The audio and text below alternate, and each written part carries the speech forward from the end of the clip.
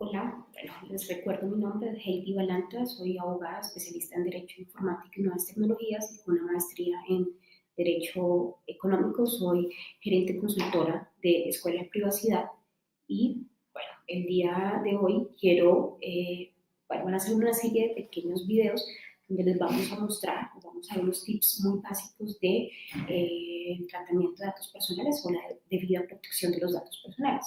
Hoy quiero hablarles sobre el dato personal público y la cantidad de imprecisiones que a veces nos encontramos por desconocimiento o por falta de comprensión de este término. Primero hay que tener algo claro. Los datos personales, como su nombre lo indica, son de las personas. ¿Listo? Son datos asociados a una persona.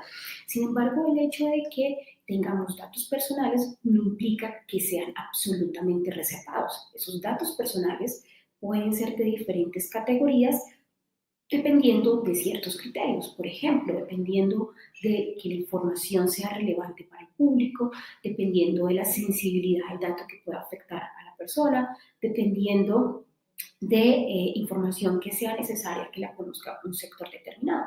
Entonces, hoy vamos a hablar de dato personal público. ¿Y el dato personal público qué significa? Son datos personales que son de una persona, pero que son catalogados como públicos porque se requieren estar, son datos que requieren que estén más que divulgados, que puedan circular de manera libre, es decir, sin ninguna autorización, sin ninguna restricción. ¿Por qué? Porque es información que es relevante para la sociedad. ¿Listo? Un ejemplo de un dato personal público, pues nuestro nombre y apellido. Nuestro nombre y apellido es importante y es necesario porque son datos que se requieren para yo poder estar en contacto con la sociedad, con la comunidad, con mi escuela, con mi trabajo, relacionarnos con los demás. Otros datos personales públicos son los que son establecidos o los que están establecidos también en la ley. Por ejemplo, la cédula de ciudadanía es un dato personal público. Esto así lo establece el Código Electoral. Sin embargo, nosotros sí recomendamos que no se maneje así. Si bien es un dato público, recomendamos que se trate de asociar todos los mecanismos de protección de ese dato personal público, pues porque es un dato personal, la cédula o el número de la cédula, aclaramos, porque no toda la información que está contenida en la cédula es un dato público. El número de la cédula sí, entonces ahí recomendamos, por ejemplo, una protección.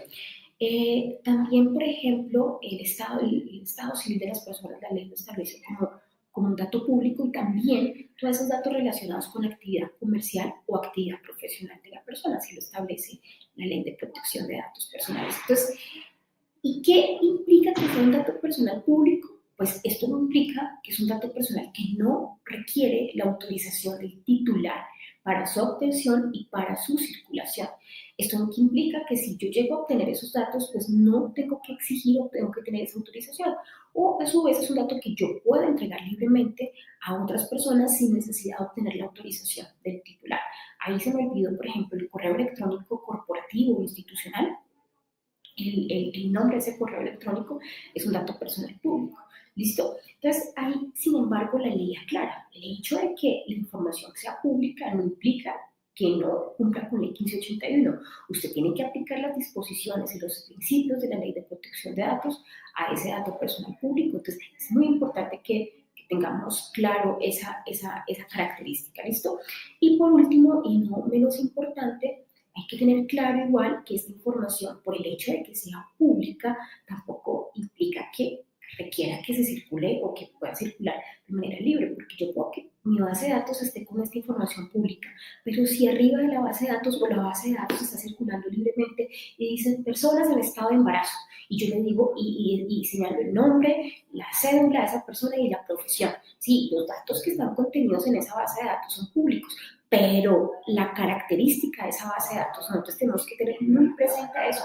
Ahora, la superintendencia lo mencionó en diferentes conceptos, así como en algunas sanciones, y que es importantísimo que lo tengamos en cuenta, que el hecho de que la información esté publicada en Internet no significa que sea público. Ojo con eso, no significa que la información sea pública.